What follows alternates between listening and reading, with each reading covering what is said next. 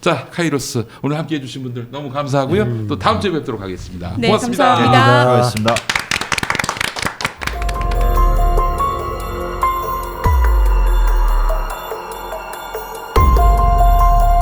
죽이 부릴 거야, 이 자식아. 너 얘기하는데 임마 그런 식으로 살지 마, 이 개새끼야. 거짓말을 개새끼야, 이 새끼야. 너가 이 새끼야. 너 개새끼야, 내 대갈통에 들깨 부릴 거야. 일로 와, 이 개새끼야. 너.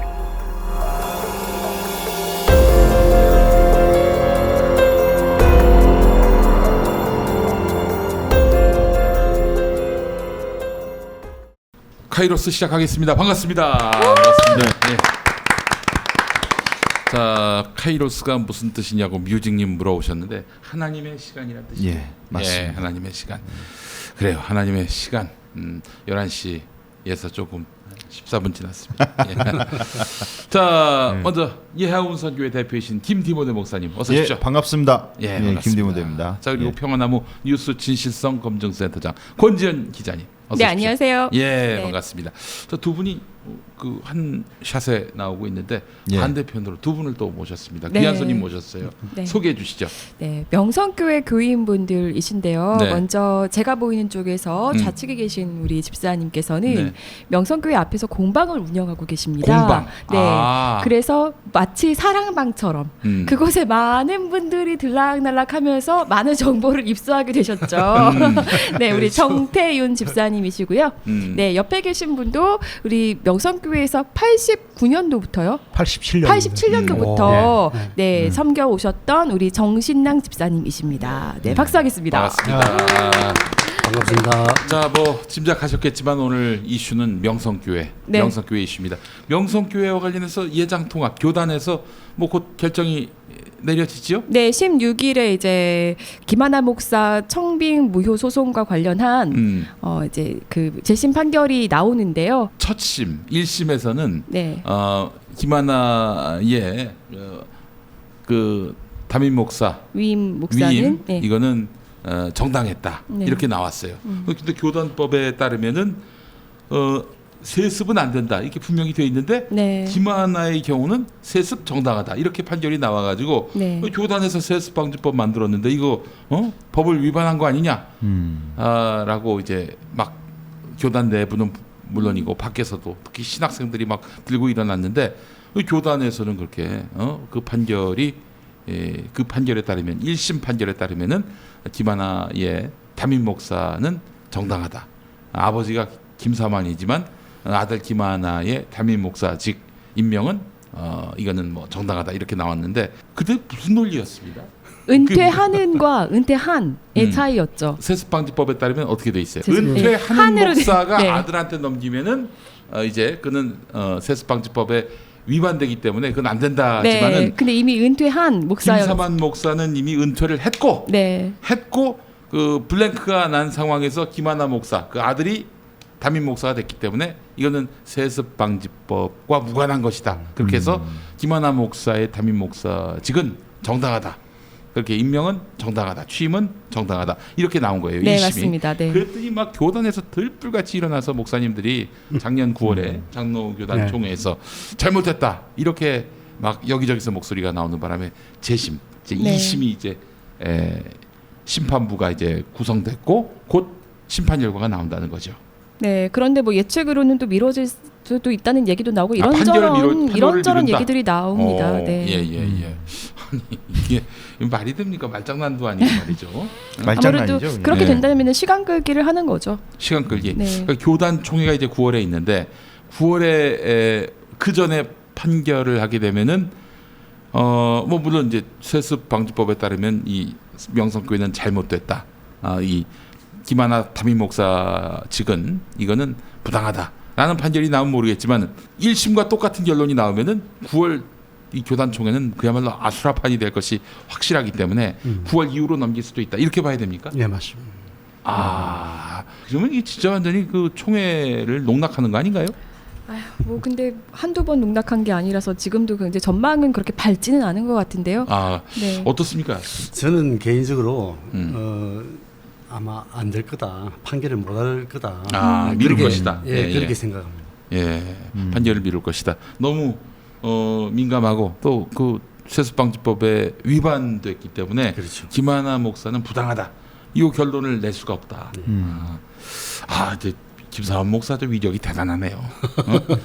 뭐 아니 제 아무리 뭐 사실 큰 교회라 할지라도 교단이 명성교회보다 먼저 시작했고 그 뿌리가 있고 또 그 예장합동도 장자교단이라고 하지만 통합 쪽도 장자교단이라고 하는 판인데 장자교단에서 이런 어처구니 없는 이렇게 그 한 목사를 위한 이런 판단 유보가 계속된다면은 이거는 대체 법이 살아있느냐, 법이 살아있느냐 이런 의문을 갖지 않을 수 없는데 이 몇 차례 미뤄진 겁니까 이게? 그렇진 않죠. 네. 이번에 처음 네. 7월 16일에 판결이 나올 나오기로 걸로 했는데 미뤄질 가능성이 미뤄질 높다. 가능성이 있다. 네. 그런데 이게 총회에서 네, 재심하라고 재판구건도 다 바꿨고 그렇죠.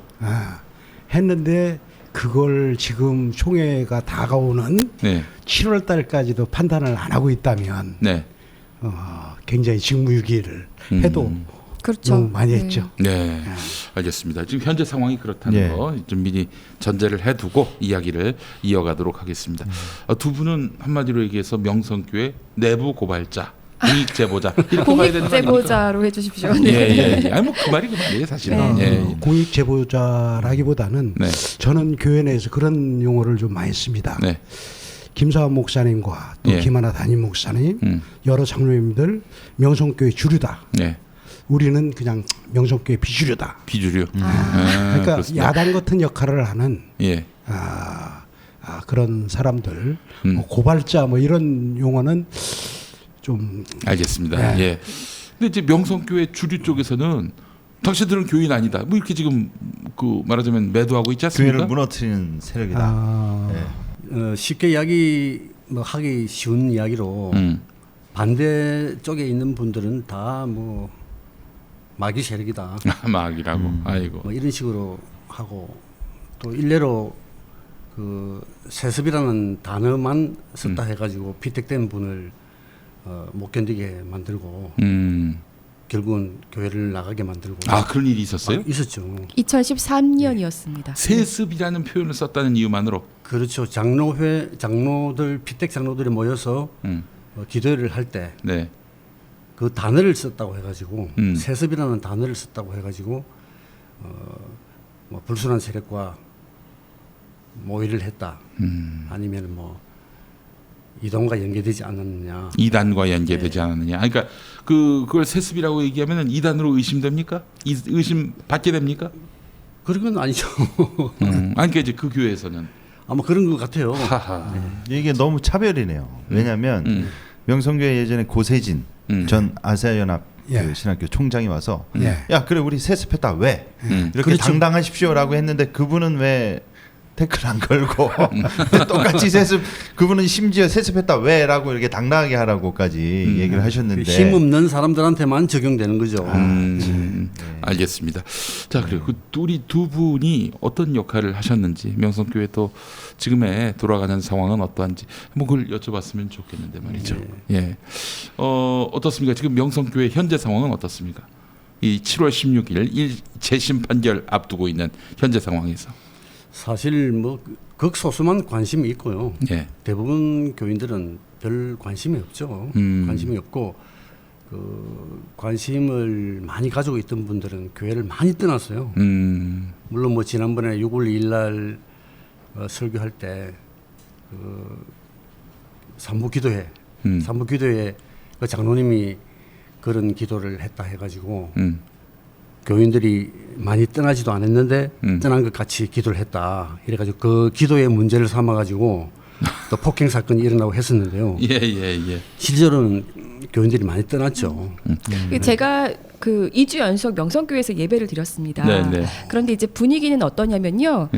계속 연달아서 폭행 사건이 일어났잖아요. 커피 뿌린 폭행 사건이 일어났고요. 자, 잠시 후에 또 동영상 볼 텐데요. 네. 예. 그 다음에 또 그 김초환 장로께서 또 낫을 들고 또 시비자들을 향해서 이렇게 엄청난 일을 벌이시는 바람에 그런 일들이 일어났잖아요. 그래서 네. 교회가 조금 조심하는 분위기가 읽혀요. 왜냐하면 제가 사실 김사환 목사 앞에까지 가서 악수하고 질문을 했습니다. 네. 물론 성가대의 그 우렁찬 소리에 제 질문이 많이 묻혀서 네. 딜러리 드리지 못하는 아쉬움이 좀 있는데 네. 근데 그때도 주변에서 다른 때 같으면 왜냐면 제가 명성교회 가서 제가 빨갱이라는 소리도 저도 들었었잖아요. 굉장히 과격하게 나오실 법도 한데 예. 그러지 않으시더라고요.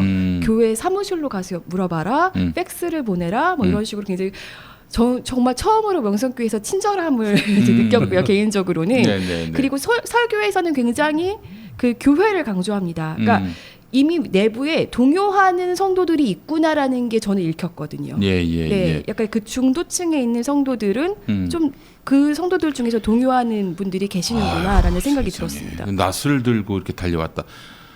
물론 사람을 해칠 의도는 아니었다. 김충환 씨가 그렇게 얘기를 했어요. 그렇죠. 그분 왜 그 낫을 들었을까요 그때? 과잉충성 아니겠어요? 과잉충성 김사만 목사에 대한. 그렇죠. 저는 뭐 그렇게 봅니다. 그게 결과적으로 김사만 목사한테 해가 될 텐데. 예를 들면은 저쪽에서 뭐 낫을 들고 와가지고 내가 다친다 그러면 그야말로 진짜 충성하는 건데 진정한 충성인데 낫을 들고 가서 해를 가하려고 했다. 이거는 김사만 목사에게 부메랑으로 돌아올 일 아닙니까? 물론 뭐 사람한테 네. 해를 가하려고 그렇게 하지는 않았다고 봅니다. 근데 위협을 가할 의도는 있었잖아요. 그렇죠. 분명히. 이제 현수막을 자르는 과정에서 네. 그렇게 아마 했던 것 같은데 네. 이게 제가 생각할 때는 그 설교에 네.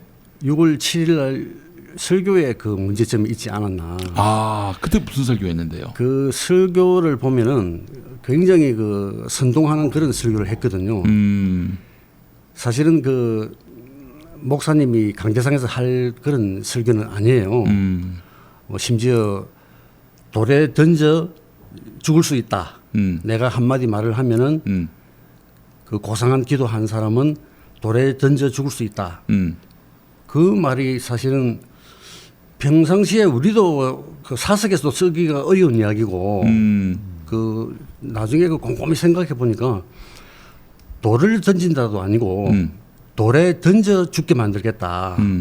이 말은 결국은 한 사람 두 사람이 아니고 여러 사람이 이 고상한 기도한 사람을 들어서 뭐 던지겠다. 뭐 던져라. 그래요. 이런 말이 아니냐 하는 그런 생각까지 들더라고요. 고상한 기도가 무슨 말인가 하면요. 그러니까 이런 거 아닙니까? 혈투를 벌일 각오로 이렇게 나를 지켜주지 않으면은 그렇게 고상한 척하고 자기 보신만 하는 사람들은 죽는다. 이거 아니에요 한마디로 얘기해서. 명성교회 제가 질의 중에 첫 번째 질의가 그거였습니다.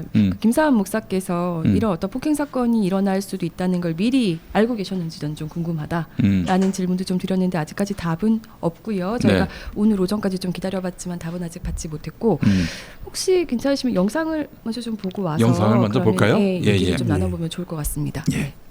부자 세습, 800억 비자금 의혹, 그리고 각종 폭행 시비에 연루되면서 그야말로 세상에서 명성을 날리고 있는 명성교회가 지난 7일 창립 39주년 예배를 드렸습니다. 오는 16일 김사만, 김하나 목사의 세습 관련 재심 판결을 앞두고 있지만 교회는 옛 추억팔이에 몰두하며 내부 결속을 다지는 모습입니다. 이날 헌금봉투까지도 창립 당시에 헌금봉투가 재현됐고 평소 1부 예배 설교만 전하던 김사만 원로 목사는 3부 예배 설교 강단에도 올랐습니다. 설교 제목은 내 평생의 소원이었는데요. 교회 중심으로 살라는 것이 설교의 주 내용이었습니다. 내 소원은 하나님의 성전에 있는 것입니다. 좋은 나라, 좋은 직장, 좋은 학교, 허황된 꿈입니다. 모든 것이 내려가는 것입니다. 다 내려갑니다. 그러나 성전은 그렇지 않습니다. 이 세상 끝날까지 성전에 거하는 성도 되기를 축복합니다. 김사만 목사는 지난 6월 30일 설교에서도 교회는 높은 곳에 있고 교회가 높은 곳에 있는 나라들은 다 부흥하고 잘 되는 것이라고 말했습니다. 그러면서 대형교회를 향한 세상의 비판적 시선이 불만족스럽다는 듯 발언합니다. 영적 부흥을 자꾸 비판하고요. 영적 부흥을 자꾸 뭐 양적이다 그러면요. 영적인 것은 양이 아니에요. 건강이 양이 아니듯이 영적인 축복은 하나님의 은혜예요. 다른 걸 양으로 봐야지 교회 성장을 양적으로 보고 뭐 교회가 성장해가지고 뭐 이런 식으로 말하면 새들은 다 떠나가, 물은 없어지고 사람들은 싸우게 되는, 대한민국 이제 더 싸우는 나라가 되는 거예요. 강팍해졌어요. 지금요 무서운 시대가 됐어요. 명성교회는 창립 39주년을 맞아 특별 새벽 집회도 열었는데요. 이 예배에서도 내내 교회의 중요성을 강조했습니다.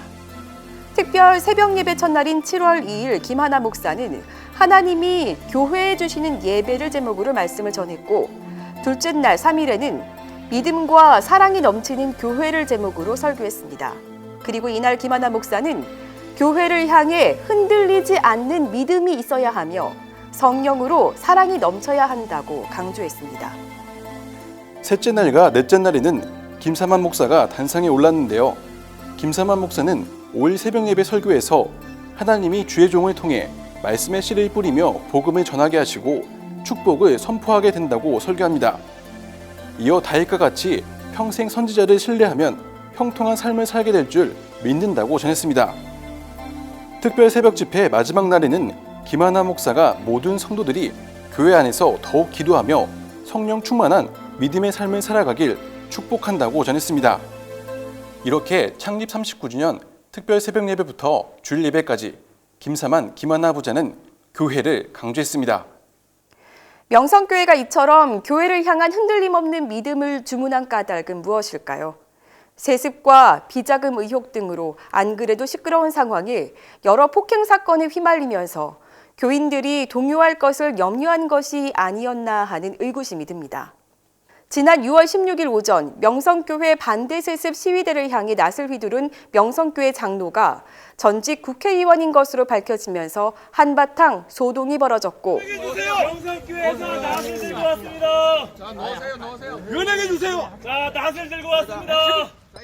앞서 6월 7일에는 명성교회 안에서 이른이 다 된 시무장로 한 명이 후배 장로들로부터 커피 뿌린 폭행을 당해 1도 화상을 입기도 했습니다. 그건 뭐 아직 아무 말 없어요. 말 없고 저들이 뭐 참 물타가 던졌다 해갖고 뭐 책상을 탁 쳤는데 뭐 그게 내 튀었다 하고 뭐 별 이야기 다 나가 없어요. 만약에 우발적이었다면 나를 불러낸 그 던진 거에 대해서는 잘못됐다고 하고 거기 그 자리에서 사과를 시키고 그 자리에서 수습을 해야지. 안 하고 지금까지도 안 한 거 보면 의도적으로 한 거지. 나는 그렇게 봅니다. 시무장로가 이런 일을 당한 연유는 바로 그의 기도 때문이었던 것으로 알려졌습니다. 그의 기도 내용은 지난 2년간 많은 이들이 아픔을 견디지 못하고 떠났으니 가슴 아픈 일이 아닐 수 없으며 떠나갔던 성도들이 다시금 교회로 돌아와 제2의 부흥 시대를 열어가게 해달라는 내용이었습니다. 누가 들어도 시의적절한 기도였던 것처럼 들리지만 명성교회는 그렇지 않았다는 것으로 보입니다. 지난 7월 5일 명성교회 금요교역장 교육에서 나눠준 유인물에는 교회 떠난 교인 요주이라는 문구가 포함되어 있는 것을 보면 김삼환 목사가 얼마나 떠나간 교인들을 경계하고 있는지 가늠해 볼 수 있습니다. 그런데 명성교회 커피 폭행 사건이 있던 날 새벽, 김삼환 목사의 설교가 이번 사건의 근본 원인일 수 있다는 지적이 나옵니다. 대체 당시 김삼환 목사는 어떤 설교를 했던 걸까요? 하여튼 마귀의 최대 목표는 교회와 분열.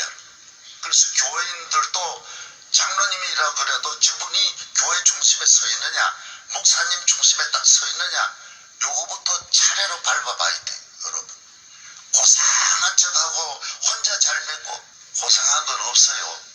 내가 제일 고상하게 말하는 사람, 그 사람은요, 내가 한마디만 하면 바로 돌에 던져 바로 죽어요. 천하의 인간도 아닌 게 고상한 기도하고요. 신약에는요, 제일 큰 죄가 뭐냐? 예수를 안 믿는 죄도 괜찮아요. 그것도 살아나요. 안 믿어도 예수를 저주해도 살아나요. 신약의 제일 큰 죄가 뭐냐? 성령을 거스리면 끝이라는 거예요. 성령을 거스리면 지옥으로 떨어지는 거예요. 그 성령을 거스리면 그 다음 방법이 없다는 거예요. 교회가 인도하는 대로 안 따라가는 거 성령을 거스리는 거예요. 성령을. 교회가 인도하는 대로 가지 않는 것은 성령을 거스르는 것이라고 말하는 김삼환 목사. 그는 그 다음 주에도 의미심장한 설교를 이어갔습니다. 우리 교회는 지금 이럴 때는요, 이단이 이 제철을 만난 거예요. 이게요. 여기 아주 집중적으로 한 부대가 왔다고. 그쪽으로 정보를 주는 당회원도 있었다. 그런 사람이요, 여기서는 알쏭달쏭하게 기도를, 그래서 기도를 교회 중심에서 기도 안 하면요, 그 옳지 않은 거예요. 그거 알고 보니까 그 사람이, 그 당회원이 계속 그쪽으로 정보를 보낸 거예요. 기도가 화근이 된 건 Y집사의 경우도 마찬가지였습니다. 2013년 교회를 떠나야 했던 Y집사. 그는 24년간 명성교회에서 헌신하며 당시 명성교회 피택 장로까지 올랐던 중직이었습니다. 그러나 한국교회에 만연한 금권주의와 학력세탁, 세습 등 부정적인 모습이 다 없어지도록 해달라고 기도했다가 결국 교회를 떠나게 됐습니다. 한국교회가 좀 회복하기를 원한다는 기도를 하시고 나서 그 다음날 주일 전체 모임에서 김사환 목사가 세습이란 단어는 이단이나 공산주의를 신봉하는 좌파단체에서 사용하는 단어이고, 이 용어를 사용하는 사람은 그러한 단체와 연계되어 있는 사람이라고 이렇게 화를 냈고, 또 그 다음날 목사님께 연락을 해서 도대체 그 단체와의 연관성이 있느냐라고 추궁을 한 게 맞았나요? 네, 그런 사실이 있죠. 그래서 그때 뭐라 그러셨어요? 그냥 웃었죠, 뭐. 한국교회 전체를 놓고 기도했던 거예요. 그러니까 만모니즘과 폭력 세탁 문제가 나왔고, 그와 못지않게 교회 세습이 한국교회의 큰 병폐라고 생각하고 교회의 추락한 이미지가 다시 회복되기를 위해서 기도하자 했었거든요. 근데 그게 꼭 명성교회를 지칭을 해서 한 게 아니었었는데, 세습이란 단어에 알레르기 반응을 일으키면서 그 다음날 그 1시간 동안 64명 앞에서 인격적인 모욕을 한 거죠. 당시 그가 폭로한 피택장로 교육 내용에는 당회장에게 절대 충성한다. 당회에서는 설사 생각이 다르더라도 어떠한 의견도 개진해서는 안 된다는 등의 내용이 담겨 있었습니다. 2017년 명성교회 세습이 이루어지기 훨씬 전부터 세습이란 단어에 과민 반응을 일으켰던 김삼환 목사. 그렇다면 김하나 목사가 떠난 자리를 메우고 있는 새노래 명성교회 고은범 담임 목사는 이번 재심 판결에 대해 어떤 생각을 가지고 있을까요? 저희 입장 밝히고 이러기엔 좀 어려워요. 우리 교회를 대표하는 또 담임 목사이기도 하고, 또 성도님들 중에는 명성에 대해서 반감을 갖는 분도 계시고, 또 명성에 뿌리를 뒀기 때문에 그래도 우리는 명성 또 같이 또 함께 가는 분들도 계시고 한데, 모든 분들이 저에게는 성도여서. 그러면서 고 목사는 새노래 명성교회는 명성교회로부터 완전히 독립됐다고 말합니다. 분리가 된 건 아니고 같은 교회에도 소속됐고. 노예 소속돼 있어도 분리된 교회죠. 그래요? 아예 분리됐어요? 어떤 면에서? 그러니까 재정적. 그럼 재정, 인사. 실제로 새노래 명성교회는 명성교회와 선을 긋는 모습을 보였습니다. 창립 39주년을 맞은 명성교회에 대한 언급은 주부에서조차 찾아볼 수 없었죠. 새노래 명성교회 교인들은 명성교회에서 독립하기를 바라고 바랬습니다. 그러나 새노래 명성교회 주차장과 교회 일대는 여전히 명성교회 소유입니다. 교회 뒤편에 2,000평 가까운 임야는 2018년 9월 소유권 이전이 되기 전까지 김삼환 목사 개인 명이었습니다. 뉴스엔조이는 2018년 10월 16일 이렇게 보도했습니다. 경기도는 2017년 5월 하남시 5개 지역에 지정됐던 토지거래 허가구역을 해제했다. 명성교회는 토지 소유권을 김삼환 목사 개인에서 교회로 옮길 수 있었는데도 최근까지 바꾸지 않았다. 이에 교회 한 장로는 어차피 새노래 명성교회 소유가 될 땅이다. 굳이 2번 옮길 필요가 없다고 생각했다고 말했다. 그러나 명성교회는 뉴스엔조이 취재 이후 지난 9월 임야 소유권을 김삼환 목사에서 명성교회로 옮겼다라고 말입니다. 과연 김삼환 목사와 명성교회는 교회 부지와 임야의 소유권을 새노래 명성교회 측에 넘길 의사가 있기는 한 걸까요? 새노래 명성교회 재산 소유권 이전 문제와 그간 교회 내부에서 이뤄진 폭력 사태 등에 대한 교회의 입장을 묻기 위해 명성교회를 찾아갔습니다. 성도들과 일일이 악수를 나누며 창립 39주년을 자축하는 김삼환 목사에게 관련 질의를 하자 그는 아무 말 없이 자리를 떠나버렸습니다. 하나님이 복을 내려주는 통로이니 외부로 시선을 돌리지 말고 교회 안에만 거하라는 김삼환, 김하나 목사. 그들이 말하는 복과 교회는 무엇일까요? 명성교회는 지금 어디에 서 있는 걸까요? 2013년 종교개혁 기념 세미나 자리에서 세습 금지는 역사적 요구라며 교단의 세습금지 결의를 따르겠다고 하던 김하나 목사의 목소리가 여전히 생생한데 말입니다. 역사적 요구. 바로 역사적 요구 속에서 회심도 우리가 역사적 요구에 따라야 하듯이 이러한 문제는 지금 총회를 통해서 이미 결정된 사항입니다. 제가 총회가 끝나고 나서 이제 아버지와 함께 앉아서 얘기를 나눴습니다. 많은 분들이 우리가 막 길길이 날두고 이게 통과 이럴 수가 있어요. 이렇게 생각하실지 모르겠지만 전혀 그렇지 않습니다. 제가 뭐 세습하기 교회를 이어받기 위해서 완단이 난 사람처럼 생각하시는데 전혀 그렇지 않습니다. 그건 저희 아버지도 마찬가지세요. 함께 앉아서 이거는 하나님의 뜻이다. 이거는 하나님의 뜻이다. 이거는 하나님의 뜻이다.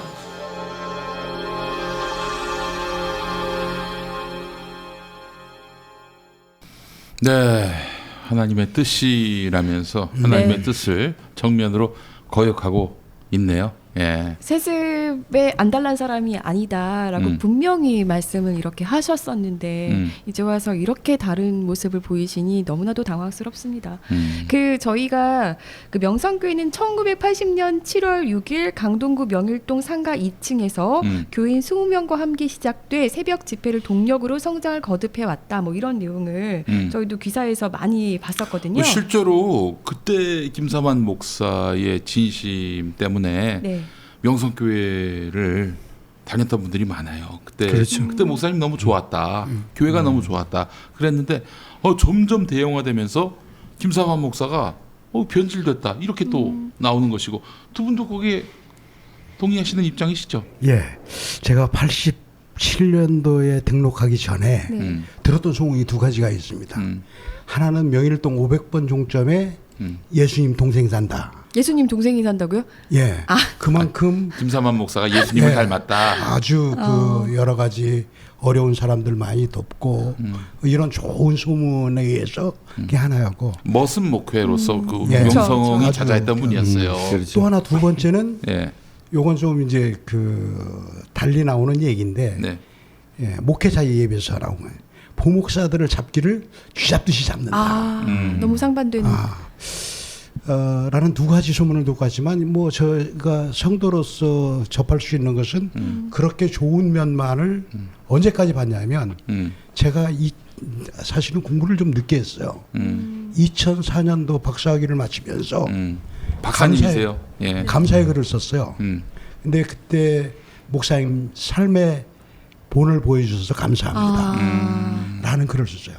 교회의 작은 모퉁이돌이 될 수 있도록 지도해 주십시오. 라는 그런 감사의 글을 쓴 적이 있었어요. 그때까지도 저는 굉장히 아주 긍정적으로 잘 또 봤죠. 그런데 두 번째 이제 아까 말씀드렸던 부목사들이 를 쥐잡듯이 잡는다. 굉장히 무서운 카리스마 뭐 이런 것들이 작용하는 그런 부분인데요. 제가 얼마 전에 90년대 초반까지 명성교회에서 부목사로 봉사했었던 분들의 이제 어떤 글들을 명성교회에 썼던 소회들이나 이런 것들을 책자로 묶어놓은 책들을 봤어요. 굉장히 엄격하고 무서운 그런 당회장 목사님으로 굉장히 기술이 많이 돼서 많은 걸 배웠다라고 긍정적인 표현을 하지만은 교회 안에서 예배드리고 또 하나님을 섬기는 일에 기본 가치를 높이 세웠을 때 거기에 따르고자 하는 사람들은 좋은 방향만 제시되면 얼마든지 카리스마로가 크게 작용해서 장악이 될 수 있는데 이제 그런 것들이 강한 카리스마들이 목회자들한테도 형성이 됐고 또 시간이 지나면서 성도들한테도 그렇게 크게 작용해 가지고 결국은 명성교회가 이제 우리가 오직 주님으로 시작을 했는데 세 가지 강조하는 사항이 있습니다. 하나님 중심, 두 번째 교회 중심, 세 번째 목사님 중심. 요 세 가지를 중요하는데 아까 영상에서도 나왔지만 그 교회 중심이라는 부분이 이제 여기서 나오고. 근데 문제는 뭐냐면 이 목사님 중심이라는 부분이 목사님이 그렇게 높은 카리스마를 가지고 있는 교회에서 목사님이 있다 보니까 상당 부분 때로는 목사님이 오히려 예수님보다 앞서 있을 어떤 행사를 했더라도 우리가 하나님께 영광 돌리고 이거보다 당회장 목사님의 마음에 흡족하게 한지 아닌지 네. 이런 데에 맞추는 그런 경향들이 있고 그게 바로 2단으로 가는 길이에요. 예수보다도 앞서면은 네. 2단으로 가는 거고 아까도 나왔잖아요. 예수 안 믿어도 된다. 이 표현이 굉장히 굉장히 놀라웠어요. 무서운 얘기죠. 제가 이단 전문 기자에게 누구라고는 말하지 않고 그 부분을 발췌해서 한번 보내줘봤습니다. 이거 어떻게 생각하냐. 경악을 하더라고요. 이건 큰 문제다. 네. 네. 그래 그 목사님 중심이라는 부분이 굉장히 너무 크게 작용을 하다 보니까 문제가 되는 거예요. 우리 그 김사환 목사님은 교회를 농구 팀에 비유해서 설교를 자주 하십니다. 농구팀이요? 네. 네. 그 우리 명성교회 교인 중에 삼성 썬더스의 감독이 있거든요. 그래서 그 농구 팀에 비유해서 설교를 많이 하시는데 감독의 말에 선수들이 일사불란하게 움직여야 한다. 이제 목사님이 감독의 일지에 있고 선수들이 있는데 제가 보기에는 구단주도 목사님이시고 감독도 목사님이시고 스타 플레이어도 목사님이시고 그래 그 너무 많은 부분들이 목사님이 차지하고 있지 않는가 그런 생각이 듭니다. 예전에 그 JMS 정명석이 혼자서 골 몰고 가서 몇십 골을 넣었다고 그 동영상 아직도 보고 있어요. 예. 그래요. 정명석은 축구, 김사만은 또 농구. 예, 그런 맥락이네요. 그러네요. 이 정태훈 집사님 같은 경우는 이제 명성교회 바로 앞에서 이제 공방을 운영하고 계시니까 많은 정보들을 알고 계시다 보니까 한번 그 김사환 목사가 공방으로 찾아왔었다고. 찾아왔죠. 네. 언제 찾아왔습니까? PD 수첩 10월 9일 날 했거든요. 그렇죠. 작년에. 그렇죠. 예. 그리고 한 40일 정도 지나가지고 아침 한 10시경에 인기척이 나서 이렇게 내다보니까 들어오셨더라고요. 어디서 많이 본 분이 오셨어. 공방에 한 5번 정도 왔었거든요. 통틀어서. 예. 근데 이전에 한 4년 전에 왔다가 이제 4년 만에 온 거예요. 네네. 근데 나가 보니까 너무 변해가지고 얼굴이 야 정말 김사환 목사님이 맞나 할 정도로 그렇게 변해 있더라고요. 네. 물론 뭐 교회 가서 예배 드릴 때는 약간 다른 모습인데 그날 왔을 때는 굉장히 하여튼 그 모습이 낯설고 밝은 표정으로 왔으니 만무할 테고. 뭐라고 말씀을 하셨나요, 집사님께? 한마디 말 안 했습니다. 와가지고 공방에 와서 딱 와가지고 그럼 노려봤습니까? 뭐 표정이 있었을 거 아니에요. 그게 이제 마침 그 CCTV에 찍혀가지고 그 사진이 제가 뭐 카페도 올리고 했는데 많은 사람들이 이야기하기를 아니 이게 목사님 얼굴이라고 할 수가 있나 그 정도로 하여튼 노려보더라고요. 노려봤다. 우리 저 집사님을 노려봤다는 얘기죠. 그렇죠. 그러니까 네가 MBC PD 수첩에다가 제보하고 말이야. 우리 말하자면 약한 고리를 이렇게 다 제보하고 그렇게 해서 방송이 나갔고 난 망신당했고 네가 어떻게 나한테 이럴 수 있느냐 이런 표정이었단 말이죠. 뭐 그렇겠죠. 그런데 이제 제가 느낀 것은 참 사실 참 서글펐던 게 서글프셨겠지. 교인이 운영하는 업체에 와가지고 목사님이 위로를 하고 또 우리는 위로를 받고 싶고 이 불경기에 어떻게 지내고 있나 이런 말을 듣고 싶은데 또 상황이 이런 가운데서 내가 부족한 점이 많았다. 이 교회를 키우는 과정에서 놓친 부분도 많았고 내가 정말 약한 부분도 많았고 또 악한 부분도 있었고 내가 참 많이 반성을 했다. 뭐 예를 들어서 그런 얘기를 했다. 그렇죠. 그랬으면 뭐 감격해서 뭐 눈물을 흘렸겠죠. 그렇죠. 예. 근데 제 마음은 사실 그 한 4년 전으로 거슬러 올라가 가지고 보면은 똑같은 목사님이 오셨는데 그때는 정말 입에 침이 마르도록 칭찬을 했어요. 집사님을. 예. 이 봉사를 많이 하셨으니까 교회에서. 이 뭐 작품이 이제 공방에 들어오셔가지고 이 작품이 와 정말 기가 막히다. 어떻게 이렇게 만들었냐. 또 십자가를 보시고 야 참 이건 진짜 예술품이다. 그렇게 하시더니 그 교회에다가 납품을 하라는 거예요. 그래요. 예. 그래서 그때 또 저 말고 한 분이 또 따로 있었어요. 공방하시는 분이? 아니요. 그 교회 저하고 성가대를 예. 한 그 당시에 한 30년 이렇게 봉사하던 분이 그 마침 그날 와 있었어요. 같은 남성교 회원이 결혼식이 있어가지고 와 있었는데 칭찬을 너무 뭐 좀 아니 왜 이렇게 칭찬을 하지 할 정도로 칭찬을 하더라고요. 근데 사실은 그 배우가 있어요. 저는 알죠. 그런데 이미 저는 사실 마음이 굉장히 굳어 있었어요. 그럴 수밖에 없었던 게 4년 전에. 그 당시 4년 전이면 언제죠? 4년 전이면은 무슨 일로? 2024년이죠. 뭐. 왜 마음이 그때 굳어지셨었어요? 그 훨씬 전부터 저는 이 실체를 알았어요. 김삼환 목사의. 제가 그 알게 된 결정적인 것은 저희 매형하고 저희 그 둘째 누님하고 캄보디아 선교사로 한 3년 정도 있다가 오셨어요.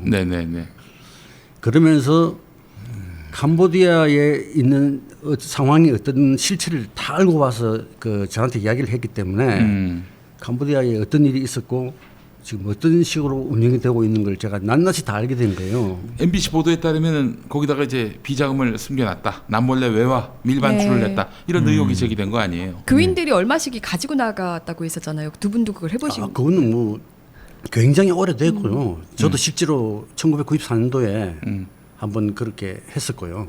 그래요? 예. 그래서 돈을 가지고 나가서 현지에서 김삼환 목사한테 주고. 그래서 저희가 직접 주지는 않았죠. 이제 공항에서 이제 교회 로비 제 같은 경우는 94년도에 필리핀을 갔었는데 그 교회 로비에서 장로님이 10,000불씩 든 봉투를 40개를 가져오셨어요.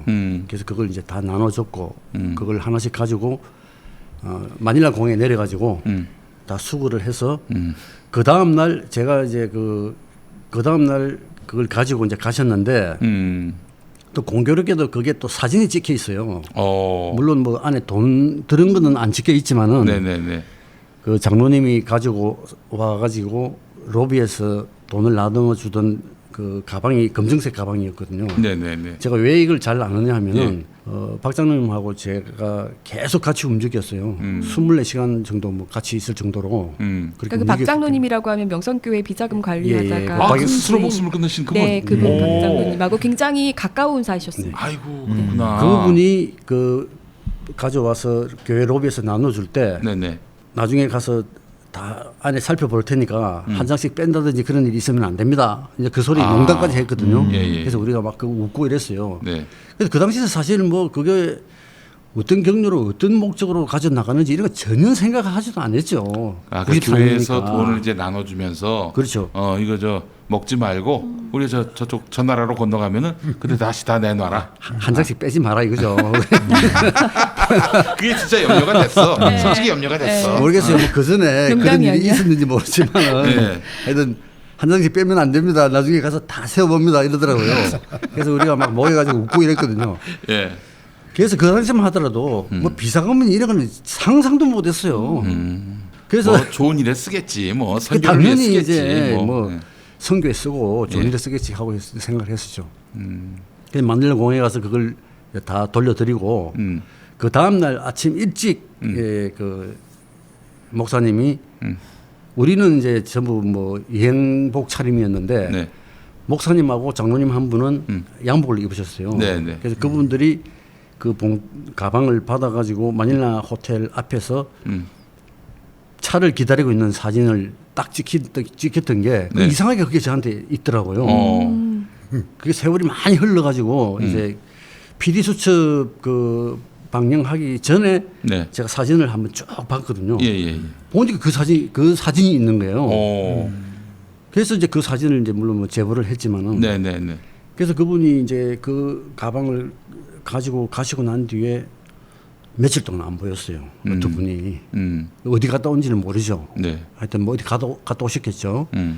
이제 이런 일이 있었고, 그래서 제가 이제 그 공방에 왔을 때는 벌써 제가 그 뭐 이전에 존경하는 목사님 이런 건 전혀 없고요. 그냥 뭐 옛날 그 목사님이니까 오셨으니까 뭐 인사하는 정도였지. 제 마음 자체가 식어 있었죠. 그래서 4년 전 상황이 그렇습니다. 그렇죠. 4년 전 상황이 이미 그랬었어요. 그래서 이제 우리 집사님이 굉장히 실망했다는 걸 알고 김사만 목사와 가지고 네. 이 그림 아주 멋있어요. 영어적 교회 납품을 하시죠. 뭐 이렇게 이제. 그런데 이제 그 당시에 어떤 일이 있었냐면요. 네네. 제가 그 우리 매형하고 그 매형 때문에 캄보디아 실체를 알게 됐고 또 어떤 일이 있었냐면은 우리 누님이 그 교회에 헌금을 한 5억 몇천 정도를 했더라고요. 아, 통틀어서 예. 명성교회에다가 그러면서 한 번은 그 수표를 1억짜리를 2개를 찾아가지고 그 당시에 그 여자 목사님이 한 분 계셨어요. 네네네. 그 목사님한테 이제 목적 헌금을 드렸어요. 1억은 뭐 아프리카 우물선교에 써달라. 1억은 또 뭐 MCM에 써달라. 이런 식으로 목적 헌금을 하면서 그 안에 그 편지를 썼어요. 편지를 장문의 편지를 써가지고 그걸 이제 교구 목사님한테 드렸는데 물론 이제 뭐 전달이 됐겠죠. 됐는데 나중에 이제 우리 매형이 이 헌금을 처음에는 이 헌금을 이제 모르게 했으니까 누님이 헌금을 모르게 이제 계속 했으니까 매형은 몰랐던 거예요. 헌금을 이렇게 한 줄을. 근데 나중에 이제 알게 돼가지고 집에 그 리모델링을 하려고 하다 보니까 돈이 없는 거예요. 그래서 어떻게 됐냐 하니까 뭐 헌금을 이제 많이 했다 하는 걸 알게 돼가지고 뭐 싸우고 하여튼 뭐 그런 일이 있었더라고요. 그런데 캄보디아에 선교사로 나갔다가 들어왔는데 어떤 그 남선교회 집사님이 그런 이야기를 해주더랍니다.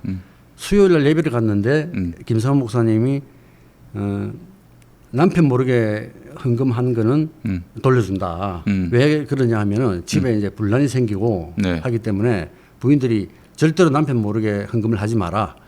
만약에 그런 헌금을 한 분이 있으면은 나한테 찾아오면은 내가 그 헌금을 돌려주겠다.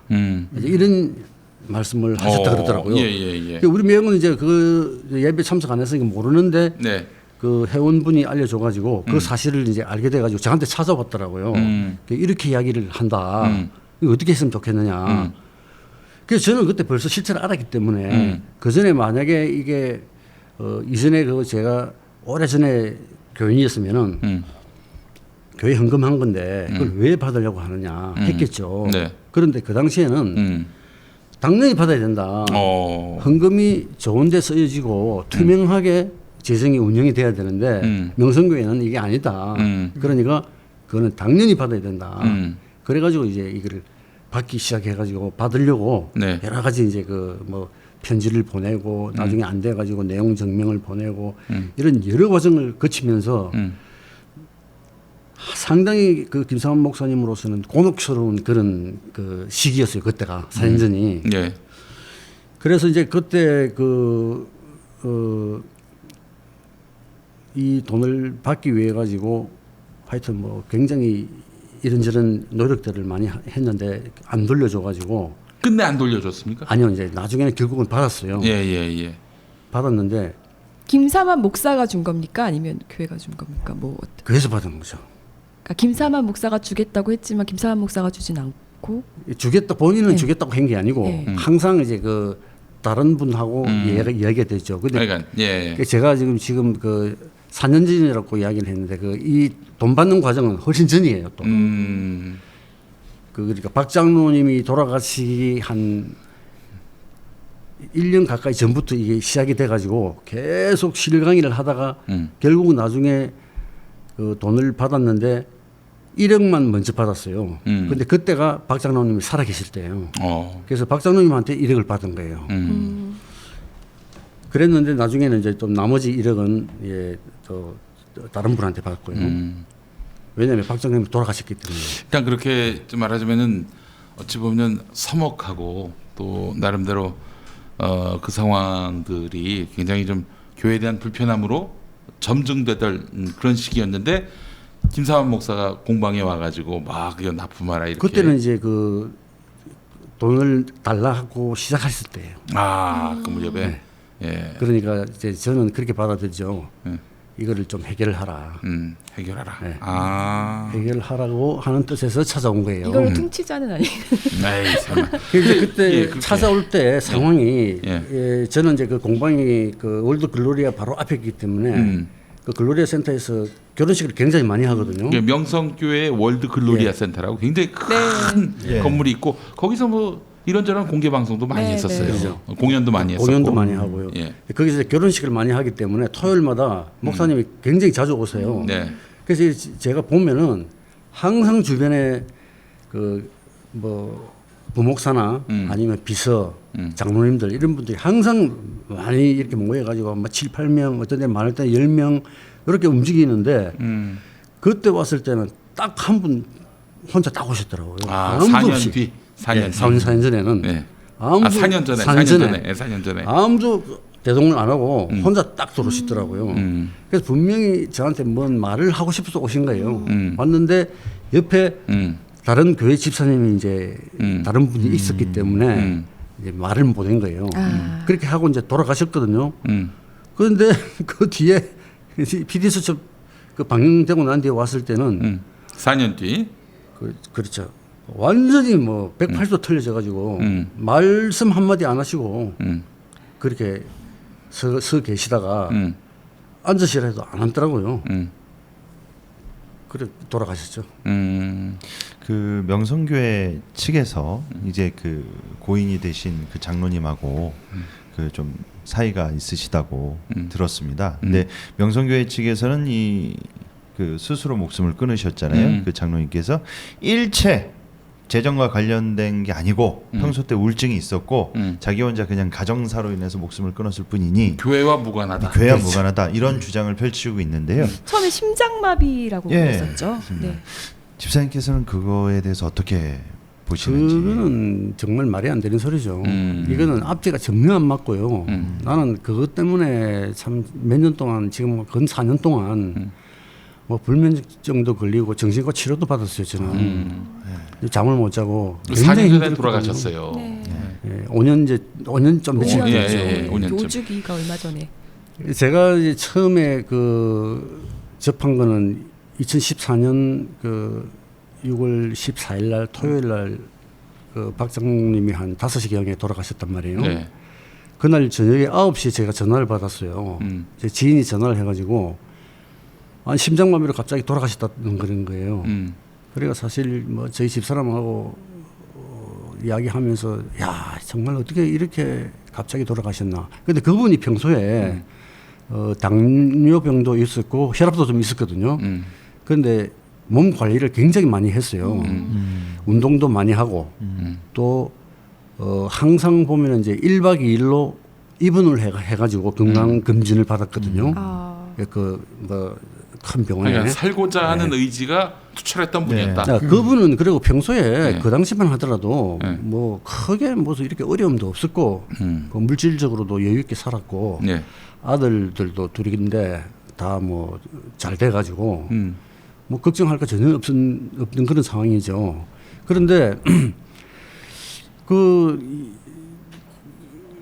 전화가 와서 심장마비로 돌아가셨다 그래가지고 너무 놀랬고 집사람하고 이야기를 하고 있는데 1시간 정도 뒤에 다시 전화가 왔더라고요. 왔는데 그 장모 장로님이 전화가 왔는데 그분이 이야기하기를 삼해가파트 옥상에서 투신 자살을 했다고 연락이 왔더라 하면서 제 지인이 그 전해주더라고요. 그래서 사실 그날은 제가 완전히 뜬 눈으로 밤을 새웠어요. 잠을 못 자겠는 거예요. 잠이 오지도 안 하고 아니 이분이 무엇 때문에 투신 자살을 하느냐. 이제 그 다음 날이 이제 주일이니까 제가 그 5시 정도 일어나서 이제 그 성가대 봉사 때문에 제가 나가야 되거든요. 뜬으로 세우고 교회에 나갔더니 웅성웅성 하더라고요. 다들 심장마비로 돌아가신 줄로 알고 있더라고요. 그래서 내가 사실 심장마비 아니고 투신 자살을 했다고 하더라.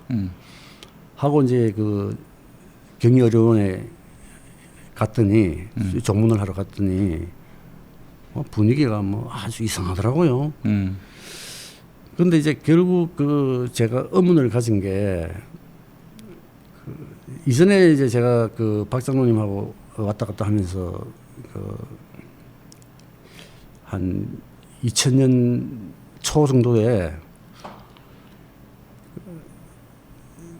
원주를 한번 이제 가게 됐어요. 네네. 그때가 공휴일인데 아침에 전화가 와가지고 보통 그분이 항상 목사님 수행합니다. 뭐 외국 갈 때나 지방이나 어디를 가든지 수행을 하는데 그날 이상하게 전화가 와가지고 자기 오늘 시간 있다고 드라이브도 하고 뭐 맛있는 것도 먹자고 하면서 전화가 와서 굉장히 막역한 사이셨네. 그날 이제 국경일이에요. 제가 몇 월 며칠이나 생각은 전혀 안 나는데 국경일이라는 건 딱 정확하게 생각이 나거든요. 그래서 차를 타고 이제 원주를 갔어요. 근데 왜 하필 원주를 가느냐 하니까 원주에 뭐가 있지 않아요? 명성교회? 수양관 있죠. 수양관 그렇죠. 치약 수양관. 원주 수양관이요. 네, 맞습니다. 치약산 수양관. 그렇게 해도 되고 우리는 이제 원주 수양관이라 하죠. 그래서 거기 이제 송회를 맛있게 먹을 수 있다 해서 거기 갔는데 거기 가서 송회를 먹고 또 기억나는 거는 뭐 그 회를 장만하는데 뭐 기계가 있다 그러더라고요. 기계에서 뭐 그렇게 장만을 한다고 하는 그런 이야기도 하고 또 이런저런 이야기를 하고 왔는데 그분이 이제 뭐 어떤 이야기를 하느냐면요. 다른 사람에 비해서 키가 작아요. 키가 작고 얼굴도 조금 이렇게 검은 편이고 이런데 집사님은 뭐 키도 크고 얼굴도 희고 무슨 옷을 입어도 참 잘 어울리고 뭐 좋겠다 하는 이런 식으로 이야기를 하더라고요. 그래서 이분이 갑자기 왜 이런 이야기를 하나 이제 이렇게 생각을 했는데 자기는 뭐 집에서 옷을 좀 밝은 양복을 입고 싶어도 그 부인이 안 어울린다고 입지 마라 하고 이렇게 한다. 뭐 이런 이야기도 하고 하여튼 뭐 이상하게 그날은 좀 이런저런 이야기를 많이 하더라고요. 그렇게 해가지고 이제 돌아왔는데 그 얼마 뒤에 동대문에 저희 사무실이 있었거든요. 동대문에서 들어오면서 길동 사거리에서 이제 신호등 좌회전을 받아가지고 명일동으로 이렇게 들어오는데 거기에서 어떤 이야기를 하느냐면요. 집사님은 절대 목사님 가까이 가려고 하지 마세요. 이러더라고요. 2000년에. 깜짝 놀랐죠. 굉장히 의미심장한 말이네요. 이분이 보통 그런 말을 잘 안 했거든요. 보통 보면 이제 뭐 목사님에 대해서 뭐 그렇게 특별한 이야기는 안 했어요.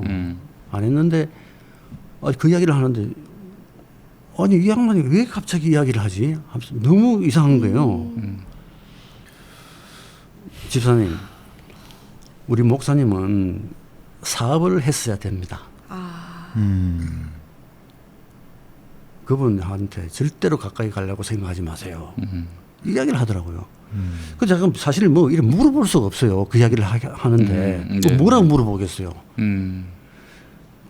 그래서 집으로 가는데 거기서 길동사 거리에서 뭐 시간이 뭐 얼마 안 걸려요. 뭐 아무리 길어도 뭐 한 7, 8분 그 정도면 이제 가거든요. 그 집사님을 그때 만나가지고 송호회도 먹고 드라이브도 하고 그렇게 하지만 하고 싶은 말을 그 길동사거리 다 와서 하신 거네요. 그렇죠. 그날이 아니고 그건 또 그 며칠 뒤에 며칠 뒤에 그날 얘기하려다가 못했고 며칠 뒤에 한 말이다 이렇게 봐도 되겠네요. 그래서 저는 이제 어떤 생각이 들었냐면 평소에 그분이 양복을 입고 있으면은 오른쪽 왼쪽에 항상 봉투를 아주 많이 갖고 있었어요. 왜 가지고 있었겠어요? 봉투를 항상 많이 가지고 있었어요. 보면은 10,000원짜리 신권, 그것도 신권 항상 신권이더라고 보니까 신권 가지고 있고 그 다음에 뭐 10만 원, 20만 원, 50만 원, 뭐 100만 원 이런 식으로 항상 봉투를 여러 개를 넣어 다녔어요. 그분이 양복 안쪽 중 양복 안쪽 양쪽에다가 제가 잘 알아요 그걸 하도 많이 봤기 때문에 이제 그게 이제 뭐 수시로 이렇게 점검을 하더라고요. 뭐 무슨 그 봉투에다가 무슨 비표를 해놓은 것 같아요. 자기 나름대로 왼쪽에는 뭐 앞에 있는 거는 얼마고 뒤에 있는 건 얼마고 이런 식으로 그걸 끄집어내 가지고 어떤 때는 그 보충도 하고 또 뭐 이렇게 세 보기도 하고 이러더라고요. 10,000원권은 어디다 쓰느냐 했더니 식당에 가서 이제 식사하고 난 뒤에 목사님이 그렇게 팁을 많이 준대요. 그 당시에 내가 듣기로 뭐 2만 원, 3만 원씩 이렇게 팁을 전 종업원한테 다 뿌린다 그러더라고요. 목사님 오시면은 뭐 정말 왕처럼 모시겠네요. 그래서 이제 가면은 식당 가면은 전부 뭐 난리가 나는 거죠. 그 이야기를 제가 다른 사람한테도 들었어요. 다른 장로님한테도 동행했던 분들이 그렇다 하더라. 나도 봤다. 네. 이런 이야기 들었고 저는 뭐 이야기는 그 박용목 장로님한테 직접 들은 이야기고 그리고 그분은 또 뭐 이 비타민까지도 다 준비가 다니더라고요. 식사하고 나면은 그 비타민을 드리는 거예요. 또 심지어는 이쑤시개까지 갖고 다니더라고요. 그 이쑤시개 사주신다 그러더라고요.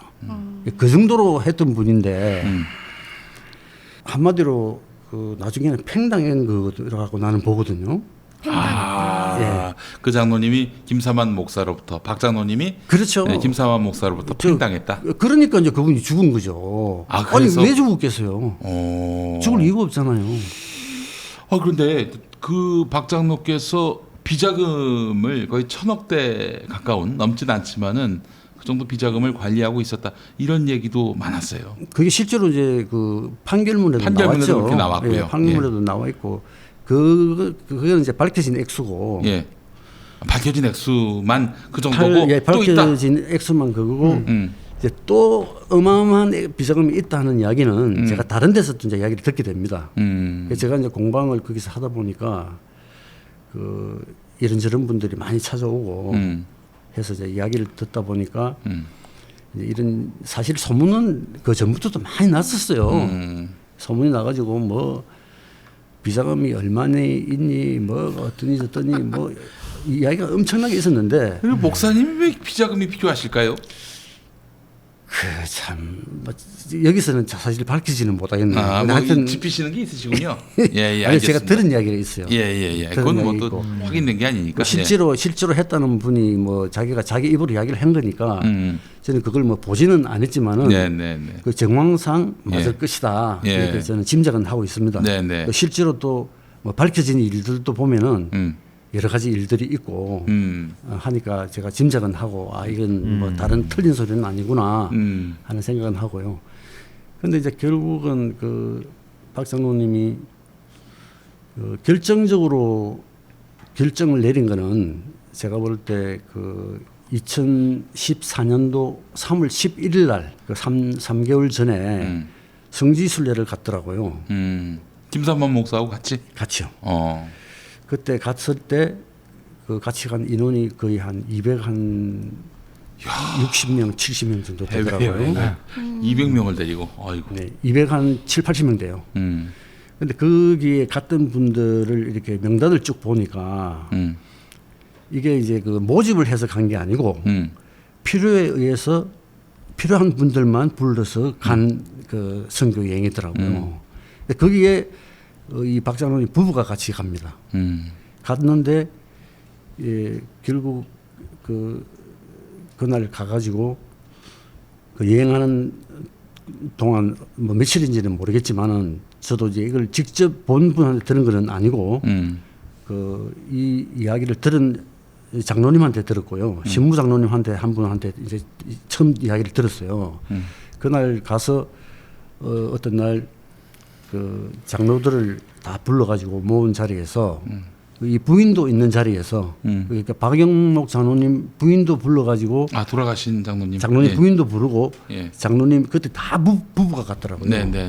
그렇게 이제 모인 자리에서 공개적으로 엄청난 질타를 했더라고요.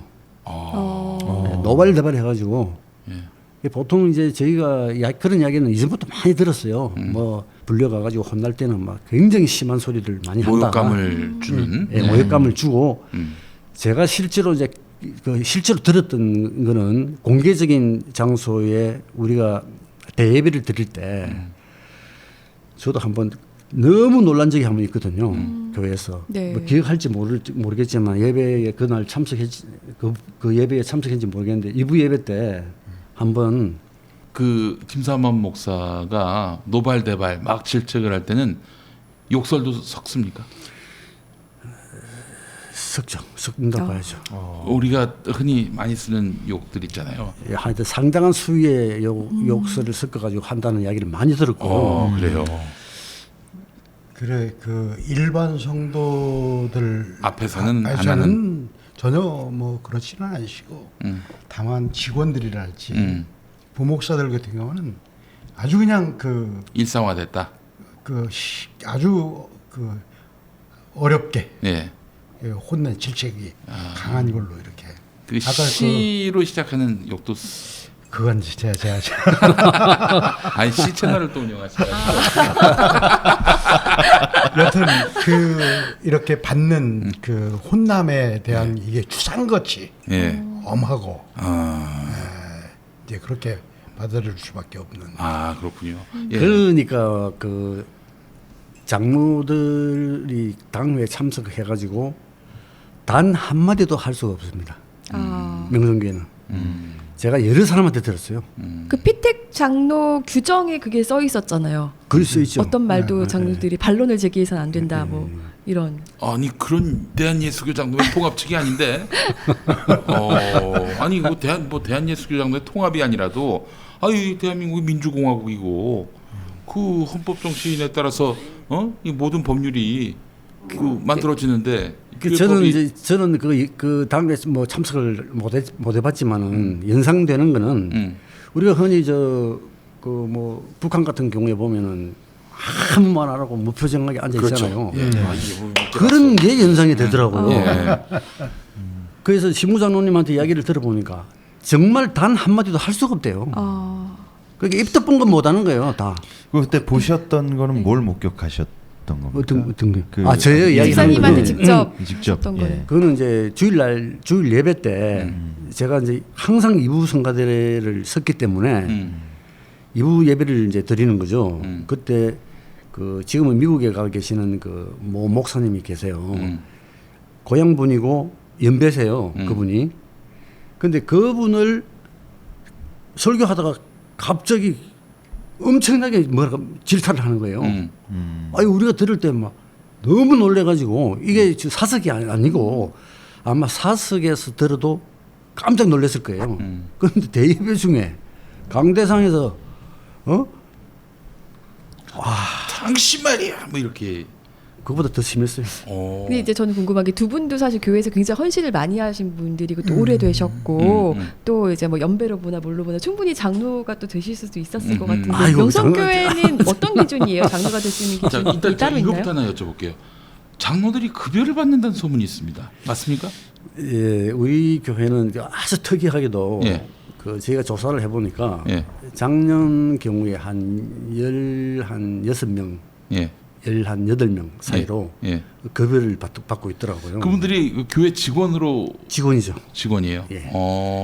교회 직원도 있고 또 이제 교회에 그 산하에 또 여러 법인들이 많이 있습니다. 안동 성소병원도 있고 시채널도 있고 또 복지법인이 또 별도로 있고 하다 보니까 사실은 관리할 수 필요한 사람들이 있기는 한데 이제 그 부분들이 대부분 이제 장로님들이 좀 들어가 있는데 문제는 뭐냐면 그 장로님들이 의사결정에 중요한 이슈를 차지하고 있다라는 거예요. 특히 당회 같은 경우는 운영위원회가 있는데 운영위원회가 이제 소당회 내지는 많은 의사결정하고 안건을 내고 하는데 거기에 주요 일들을 담당하고 있는 분들이 급여를 받는 장로들로 돼 있다.